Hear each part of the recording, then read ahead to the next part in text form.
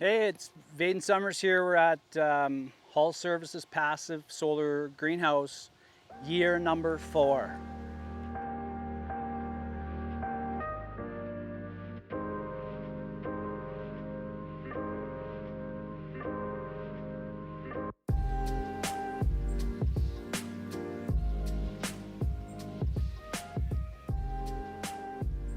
I know some of you guys may have visited before with Curtis previously, but we have a school garden, horticulture program. The cornerstone of that program is the Passive Solar Greenhouse. We're in Calgary and we get lots and lots of sun here. Obviously, everyone knows, especially people who live here, that the winters are bone chilling and horrible. We have Chinooks, which is really awesome because we get a bit of reprieve every now and then. But the great boost is the sunshine, and we get lots of sunshine. So here, a passive solar greenhouse makes a ton of sense, and especially in my context that I'm working in at a school where I need to work into those shoulder seasons pretty hard in order to get engagement from the kids because they're gone in prime growing time. They leave here at the end of June. So July and most of August, typically this year, all of August they're away. So I have to use the passive solar greenhouse to bridge that shoulder season into the grow season, so I get lots of time with the kids. It becomes an outdoor classroom, and this year we were able to use it year round. First year it was a bit cold. This year we got a good charge on the AGS, so we had a pretty good winter this winter. Temperatures didn't go below -10 all winter, just with the AGS system. This summer we were lucky enough with the help of Fluor Canada to put in a heater, just a small 50,000 BTU heater. So this year we'll hopefully up our zone up into Northern California and be wide open all year round.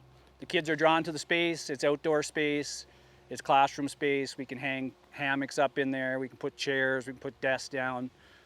My school is servicing kids that have complex needs, so our classroom size is pretty small, so you can get a whole classroom out here. We have the culinary program at the school supporting the garden. Obviously we have the wood shop. We have a beautiful wood shop here. We do all our own construction. We have outdoor education that's also uses the garden kind of as the cornerstone of our outdoor education experience. So there's lots of hands coming together, lots of great programming that's converging in the space right now. And we're on about 0.4 of an acre, and our passive solar greenhouse is about 500 square feet. So Calgary's grow season is painfully short, like about 100 days of frost-free days. So you're dealing with a extreme climate, basically. And growing things here can be really frustrating. We have lots of hail pressure, both in the spring and summer, really short days, kind of high temps in the summer. This summer was really wet to begin, but like some particularly high temperatures over the last couple years. So it's really challenging place to grow. So the passive solar greenhouse is great because it's one of those environments that you can start to manipulate and control a little bit.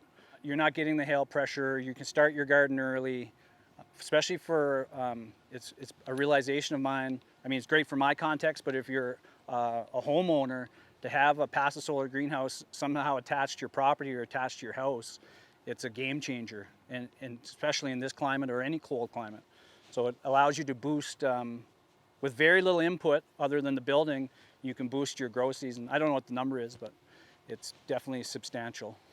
So we have, I call it an annualized geo-solar system. I don't know what everyone else calls it, but basically what we're doing is taking heat from inside the greenhouse, driving it down into our subsoils. So we have an ICF concrete wall in this. It goes down about 6 feet to the footings. And inside it's just tubbed out soil. So we have big IPEX tubes down there, 375 mil down the middle and 300 on each side. Connect it with weeping tile, perforated weeping tile, like a big octopus down there.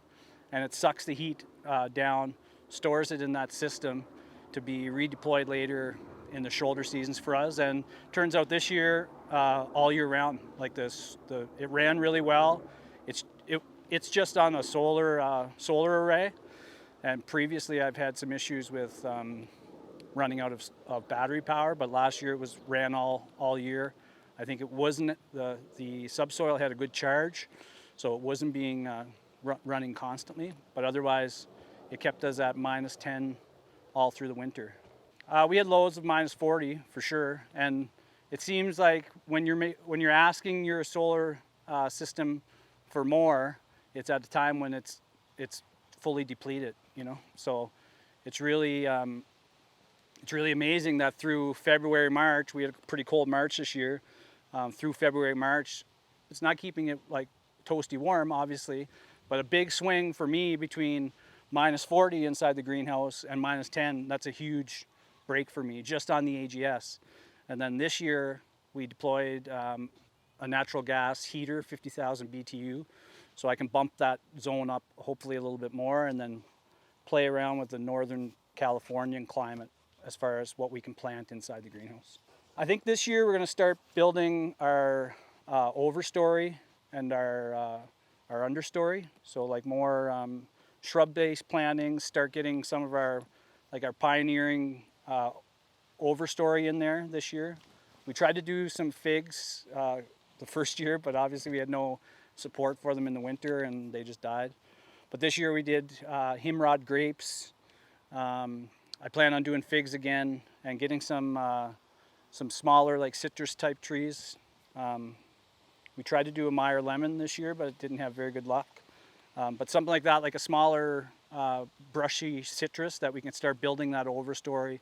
And that's when you're planting out your greenhouse that way. This is my speculation because I haven't done it, but I'm guessing that supporting your infrastructure internally the same way that you support your infrastructure externally makes perfect sense. Like building an overstory first and having support for the soil that way, and cooling the greenhouse down, cooling the greenhouse down, cooling the greenhouse down, because that's the name of the game. And I noticed this year, just with an increased amount of foliage inside the greenhouse, both in the rafters, big walls of tomatoes, I've noticed a huge difference in the feel of the greenhouse. The temperatures are still getting high, but when you're coming into the greenhouse, even in midday, like right now we're coming off a really, really hot couple weeks in Calgary. When you come into the greenhouse, it just feels different than when you're outside. Still hot, but a muted hot. What's context is best to deploy a passive solar greenhouse, because I want to do one at my house too, and obviously I've had a few years to deal with this, but especially for a new homeowner, what a great extension to your living space. Like especially if you have any inclination to put on like a sunroom or something like that, is like, skip it and just put a growing system like this in your house. This is just under 500 square feet.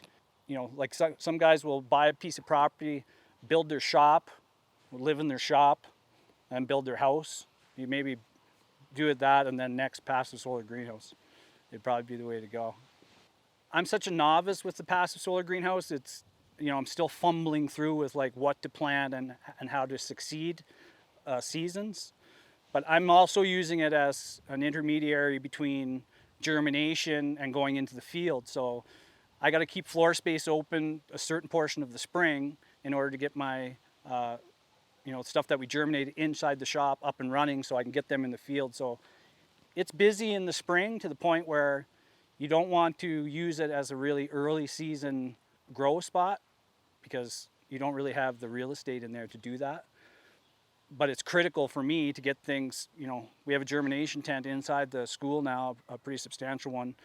And then to bring things out here to harden them up, even in March. Like this year we were in the ground, the third week in May, like well before, which traditionally people say in Calgary, wait till the long weekend in May to start putting stuff in the ground. We went in a bit early, but like deploying this as part of that systems organization with good germination, a passive solar greenhouse, and low tunnels with drip irrigation to control that environment all the way through for your plants is going to give you a lot more luck.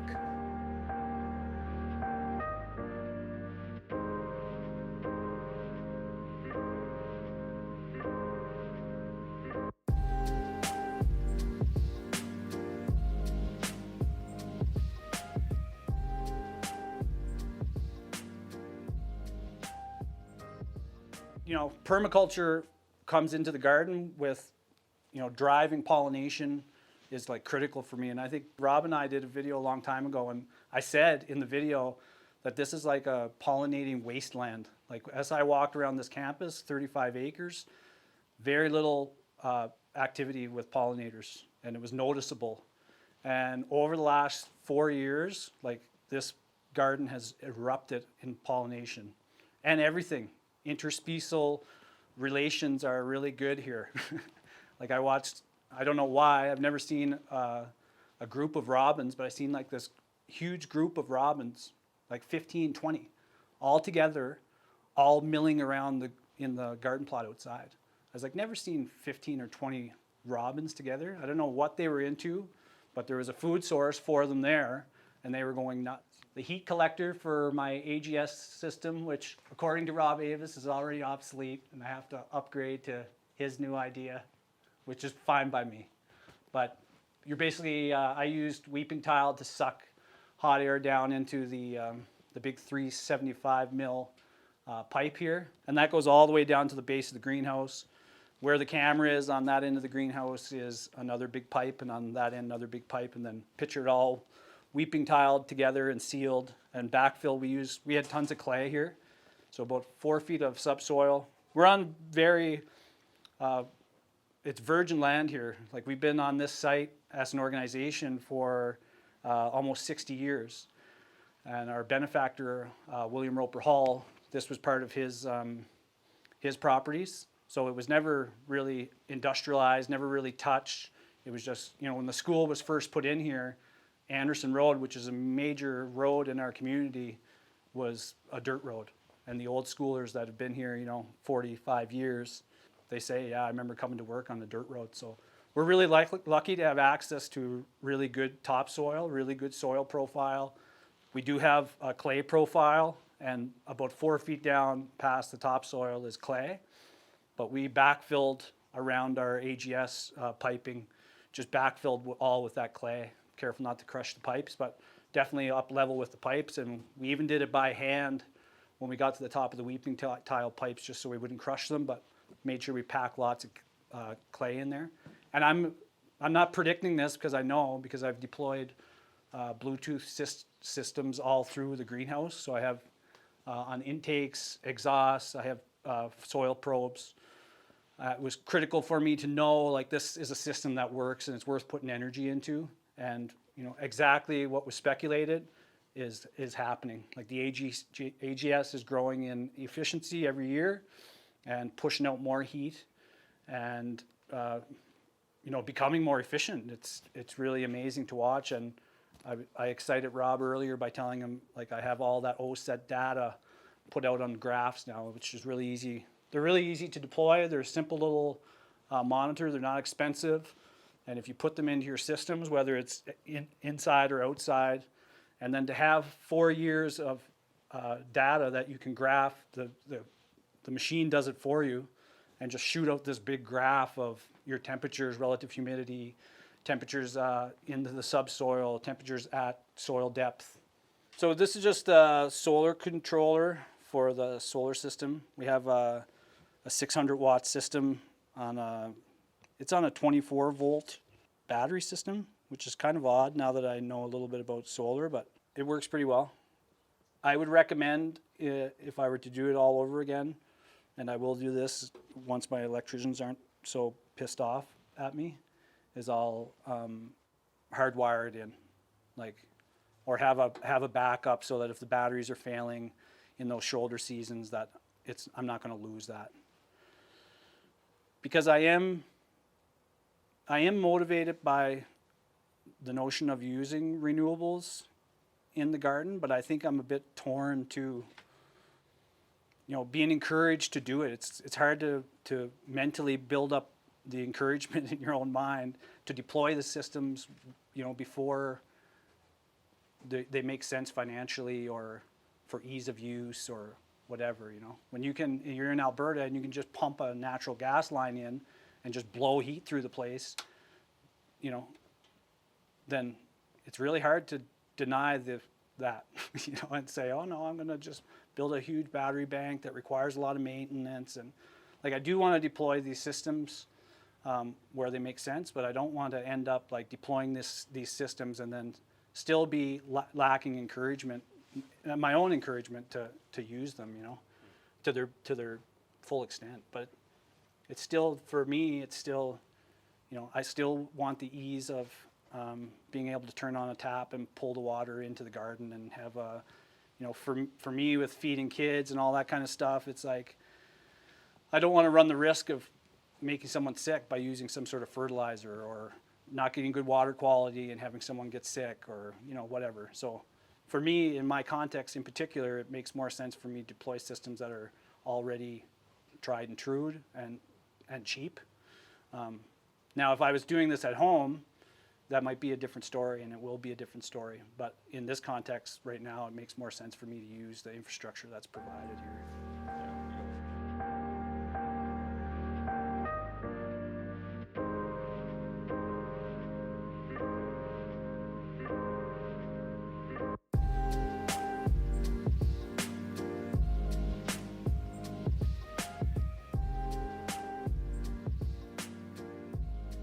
In the front of the greenhouse this year, one of my colleagues here encouraged me to finish off the front of the greenhouse. So we built a little bed, and our big push, even with just expanding the greenhouse and the garden, our big push has always been to gain our health of our ecosystem. So pollinators are keystone, I suspect. So I'm really pushing to integrate a lot of pollination, and in front of the greenhouse can be an excellent place to draw a lot of attention. We have these windows that are on gas shocks that kind of open and close with the temperature. So having like a solid pollination bed in front of your greenhouse drives all those insects into the greenhouse just by accident. And I think, you know, if you have a couple pollinators in your garden, it's not going to cut it. Like, you need to have, you know, hundreds and thousands of pollinators cruising your garden all the time. So building ecosystem health is just going to encourage all that. And that's where, you know, I've seen other people who are, you know, producing more than like your average homeowner, and they're using permaculture design principles to drive some of their fertility by integrating rows of pollinating plants and beneficial other beneficial plants and beneficial insects into the garden. That makes perfect sense. And for my context, it's perfect because I got lots of time and space to play, so I can manage, you know, giving up a corner of my garden for production. I don't really care how much I produce at this point. I'm just trying to build ecosystem health. And then it's amazing. This was a pollinator void when we moved in, and now it's just, there's native bees, there's honey bees, there's mason bees. I've seen all the species that we have here in Alberta. I've seen them today. Probably, you're probably, for the lack of, you know, cutting into your square footage, you're definitely benefiting yourself from the other end for sure. You know, one or two pollinator plants is just not going to cut it. Like, I think everyone here on this garden hates borage, because it's prolific in the way it spreads through seeds. It doesn't germinate through the rhizome, which makes it kind of easy to control, but it seeds prolifically and spreads like crazy. But it's easy to pull, and if you contain it in a space, it produces this, which, you know, per square foot of bee activity is like, I don't know anything, but that's a lot of bees. A good way to touch base with us is at Hull_greenhouse on Instagram. If you want to know more about the organization, hullservices.ca, Hull Services on Instagram also, and you can kind of keep track of our movements there.